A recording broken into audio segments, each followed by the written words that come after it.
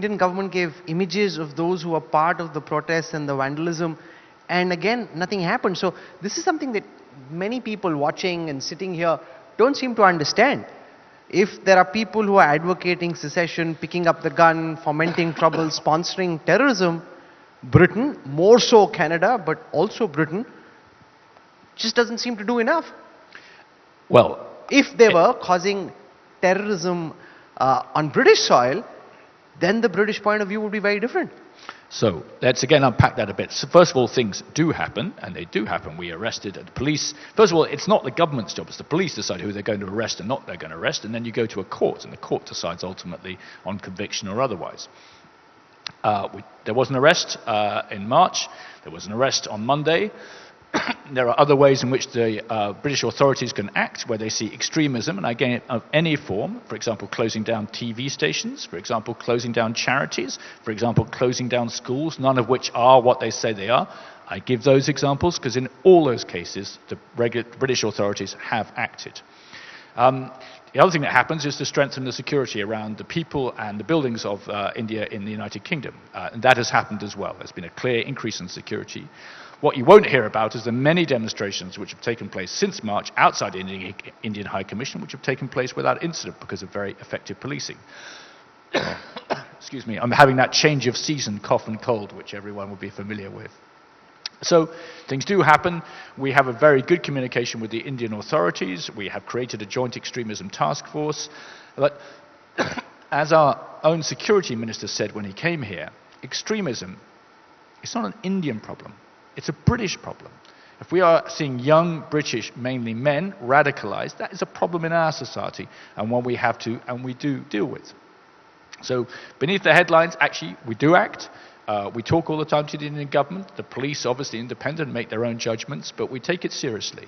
And that's why we have taken the measures we have, whether in terms of security or in other ways to frustrate unacceptable extremism in my country. So what's your message as a country that's part of the Five Eyes to Ottawa and to the government in Canada in terms of how they're handling the same issue? They don't seem to be doing quite as much as the UK is. I think any British High Commissioner should be focusing on Britain, UK, India. What I think is it takes a lot of effort at a lot of levels and also communication between countries about how things work. For example, we've had judges out here talking to Indian authorities about sort of evidence which be accepted in the British court, stuff like that. Quite sort of down-to-earth cooperation. And it's a permanent process, but we should never lose sight of the enormous benefits we get in the United Kingdom from having a very diverse population, which contributes a great deal to my country. And I always want to look at the good, the vast majority good, as well as dealing with the occasional bad. One of the things that's been in the news of late is the decision of your country to increase visa fees for Indians, visa fees in general, and particularly Indians, the process becoming more complicated and costlier than earlier. You're right, we have increased the visa fees. Our visa is still very competitive. Our process, in my view, is outstanding. We are clearing the very vast majority of all the visa applications within 15 working days. The good news is demand for visas is enormous. We issued over 500,000 visit visas over the last year, 140,000 student visas. These are record numbers. Over 50,000 skilled worker visas, but 1/3 of all the visas we issue are to Indian nationals, and demand is enormous.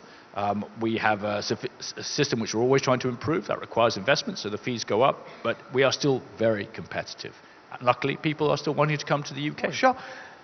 The other thing that we're noticing is that the number of students going to the UK, a few decades ago, the UK was the number one choice for Indian students wanting to study abroad. Now other countries are catching up and overtaking the United Kingdom as well. Why do you think that is happening? And what's your government doing to try and maintain the competitive advantage of universities and colleges in Great Britain to attract students from India? I believe in competition, so it's great that you have competition. I think it's much better for the students, international students in general. But I should say that the UK is surging enormously in the number of students we get coming from India to the United Kingdom. India is now the number one source of international students, overtaken China. We have record numbers this year because we have a very good offer. People like coming to the UK. The quality of the universities, even you, I think, Rahul, may have been tempted by the quality of the university in the UK.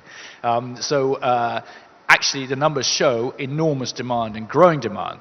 Part of that is because people like to work after they've studied in the UK, and the UK allows for that as well.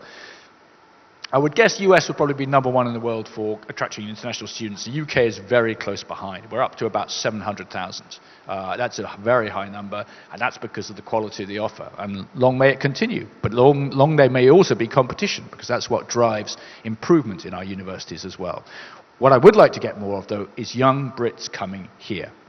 One of my aims is to set up something which gets more young Brits to see the real new India of today and tomorrow. I had that experience when I was 18. Our Minister of Justice, our Lord Chancellor, he had that experience when he was 22. Our Finance Minister, Jeremy Hunt, came here when he was 18. I think we need more folks coming over to see what India is like today.